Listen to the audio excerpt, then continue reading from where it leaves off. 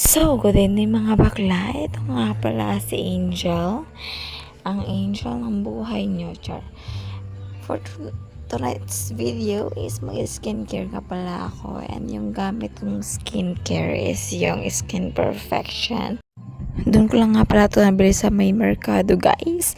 And maghihilamos muna ako. And one.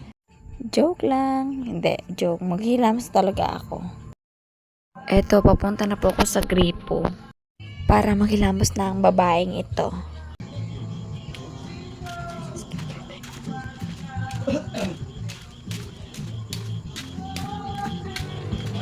So yan dyan guys, naghilamos na nga ako dyan and naging set up ko lang muna yung camera para kitang kita nyo yung kagandahan ko. Char, hindi ka maganda be, hindi ka talaga maganda. So yan, ginamit ko na nga pala yung sabon ng skincare na ginagamit ko, yung Skin Perfection, kasi ito pong gamit ko is meron na siyang sabon and meron rin po siyang cream pang buntag and cream pang gabi, then na po siya toner. And yan, yung sabon is ginagamit ko lang po sa gabi at umaga.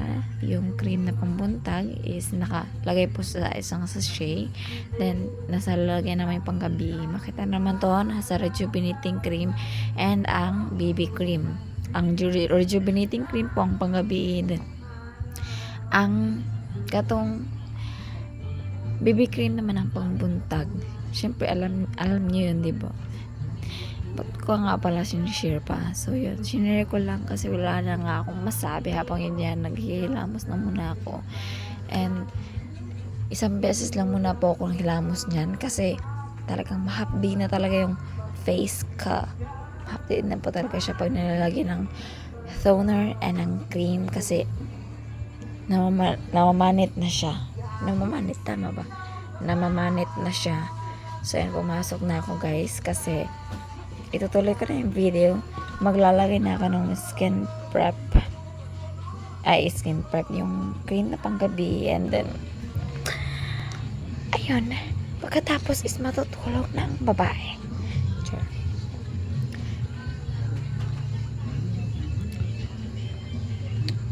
Ito na guys, sinet up ko lang yung camera dyan and transition muna tayo.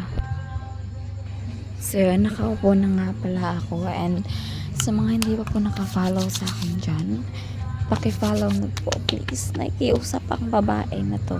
Diyan. Hindi magaganon. Kasi mag-follow sila kung gusto talaga nila. And yan na nga guys. Hindi ko nga pala nakita yung gapas, yung parang bulak dun sa Tagalog. Hindi ko nga pala nakita. So yun, kinamay ko na lang muna. Pero malinis na yung kamay ko. So okay na yan. Huwag na kayo magtataka kung bakit na ano yung mukha ko dyan kasi ang hapdi niya na talaga sa face guys, kasi yung face ko is namamalat na talaga siya. Konting paypay lang kasi sakit na talaga guys. Mas masakit pa sa ginawa niya. Mas masakit pa sa ginawa ng ex mo na iniwan ka. Char. Hindi ba gaganon? So yun guys, naglagay muna ako ng toner and nilagyan ko na yung leg ko kasi pangit naman kung yung face is maputis, makinis, tapos yung leg is maitim. So nilagyan ko na yung leg para pantay siya. Ano ba talagang language mo? Bisaya o Tagalog? So share ko na lang din, no.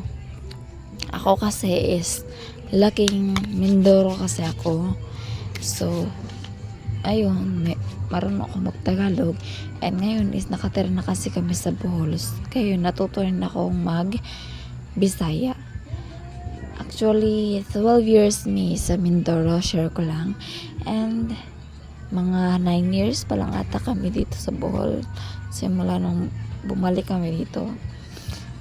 And ayun, medyo parang na-mix ko pa rin. So, hindi ko na nga po pala papahabain. Ito, at maglalagay na nga pala ako ng cream ng panggabi. Ito po yung cream ng panggabi. Ito po yung class na lalagyan niya. Yan, rejuvenating cream. And habang naglalagay ako, share ko lang yung journey ko as nag-vlog. So, yun. Hindi nga talaga siya madali, guys.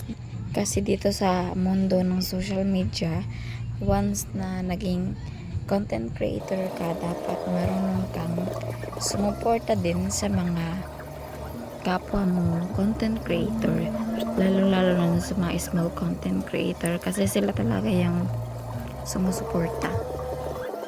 So tinapos ko lang muna dyan yung paglalagay ko.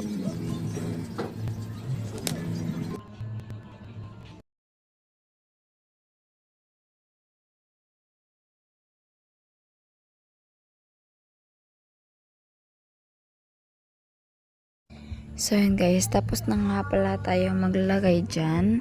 So yun lang. Don't forget to like, share, and subscribe, and hit the notification bell.